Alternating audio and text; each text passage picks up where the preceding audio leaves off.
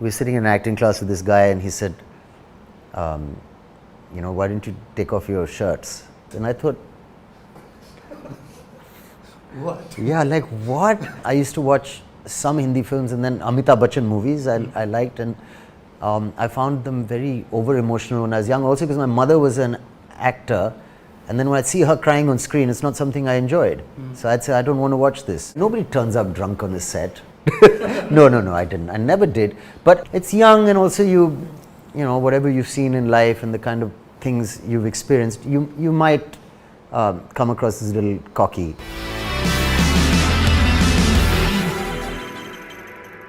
From whatever I've read, it's a disastrous start. It's a disastrous start. So is there a person who brought you here? Yeah, Anand Mahindru, who was doing television, came to Delhi. That's when, so there was all this thing of school. I went to a really academic school.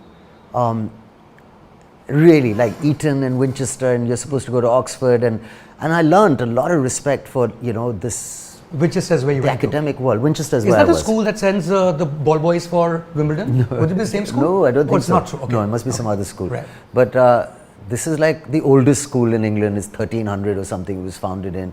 And it's really kind of like ancient. And the respect for academics and books and everything, it's on another level. And the idea is, obviously, it's not a cheap school, that you go to Oxford or you go to, wherever. So that hadn't worked out. So I was in a little black books of my parents who were like, this guy's, and then Delhi and, and partying and Gungru, and they were like, and I was really actually getting scared because there was nothing I was interested in. And maybe that was the product of a privileged upbringing, but I said, I don't want to sit behind a desk, and I genuinely, I'm not interested. I don't know what to do. And then when Anand Mahindru, after this Gwalior shootings, I had said, a film, suddenly some bells started going off, maybe something genetic in the blood, or I don't know. I suddenly thought the idea is so exciting of moving to Bombay. I remember having that shower in Delhi, and we had an old house with like funny water, and I don't know, didn't work half the time. You had to fiddle with it forever to get it right. They get too cold and then too hot. We're digressing. Sorry. All right. You said make it anecdotal. Yeah. Okay, but not to this point. Chipkali is on the ceiling. Yeah. And then I called PWD. Yeah, and then I said, okay, stop. Yeah, okay, fair enough. Right.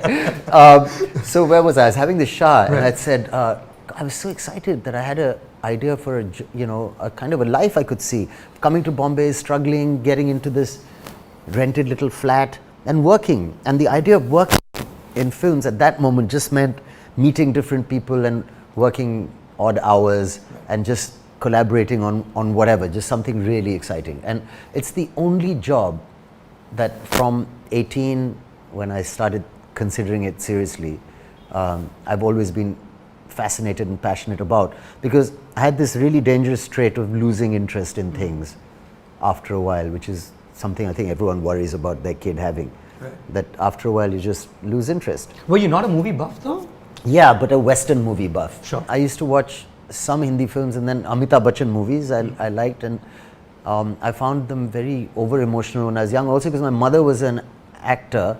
And then when I'd see her crying on screen, it's not something I enjoyed. So I'd say, I don't want to watch this. So, and Hindi films at that point in the 70s and it were overly emotional. There's always, a mother crying there. So I thought, I don't want to watch this. Right. So then you moved to Bombay because Anand Mahindru comes up and offers me this movie, and then comes to the Gungru, and I tell all my friends, I said, hey guys, this is a director and I'm going to Bombay. Right. And he had a couple of vodkas, I shouldn't say it, and he threw up. Why did he throw up? I don't know why he threw up, but so these same guys came and said, bro, your director friend's in the bathroom, he's not feeling so good. I was like, no.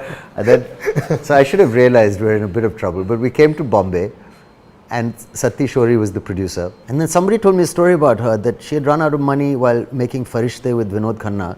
And there was this ambitious large film. These panthers were chasing him in the shot, and then they ran out of money or something. And when he comes around the corner, they said, no panthers because we need money.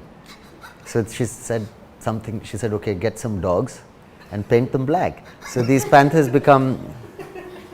So that was my No, producer. this is apocryphal, you said. No, it's apparently it's there. If you see Farishte is made, it's out there. Sure. So there is a panther, is actually a dog.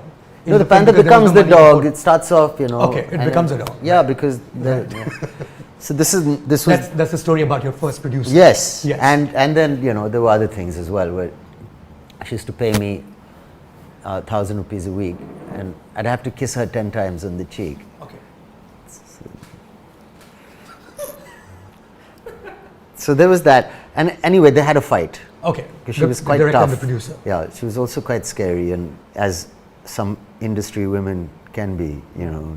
So she had a fight with the director, and I got saved because the film got shelved. So that is where the disaster started. Then Rahul Ravel cast me in his That's film. Disaster 2, isn't That's it? Disaster 2. Kamal Sadhana was in the movie, so he threw out Kamal Sadhana and took me Right. for no fault of Kamal's, and then found that I'm much worse, and then threw me out and took him. And then Kamal and I became friends because we just thought it's absurd what's happening with us. So that was that. Like, you know, there was the whole like Stardust kind of news back then that you showed up drunk on the set, Yeah. that you slept on the set. You know your history my and research. you've done your research. Yeah, but that's not true. I Okay. mean, nobody turns up drunk on a set. No, I didn't. I never did.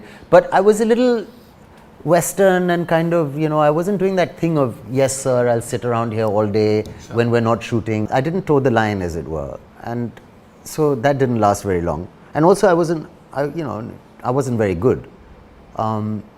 And there must have been some attitude problem which I myself wasn't seeing. You thought you were better than the world that you were sort of surveying? No. Okay. I was just like having a good time, and I was quite down to earth, and Right. I thought a friendly person and a kind of very humble, kind of fun person. I just didn't understand how serious things are. Right. That's all. You know, it was never that I never thought I was, even though a lot of people going to Could these have schools. perceived it that way. Maybe, but people growing up in cocoons and having their own ideas, it's very easy unless you have a broad horizon to kind of walk Also, you were around. 20. I mean, And a lot of the that's just 20-year-olds I really knew, young. it's young, and also you know, whatever you've seen in life and the kind of things you've experienced, you might come across as a little cocky, Right. you know, because you think it's funny, right. but it's not. And So this is like the early 90s. Bombay was a great place Yeah. to live in. Yeah. Did you continue the Ghungroos scene here? Like, well, a what little are good bit, places to go a to? little bit, you know, and. Did you make friends easily here? Me and the producers now, some of these guys in LA, Dilip Singh Rathore and I used to do acting class together. Okay. And we were sitting in an acting class with this guy, and he said, you know, why don't you take off your shirts? So we looked at each other and we said, no, man, we're not really comfortable with that, dude. And then another guy came in, and this guy told him, he said, do some push-ups.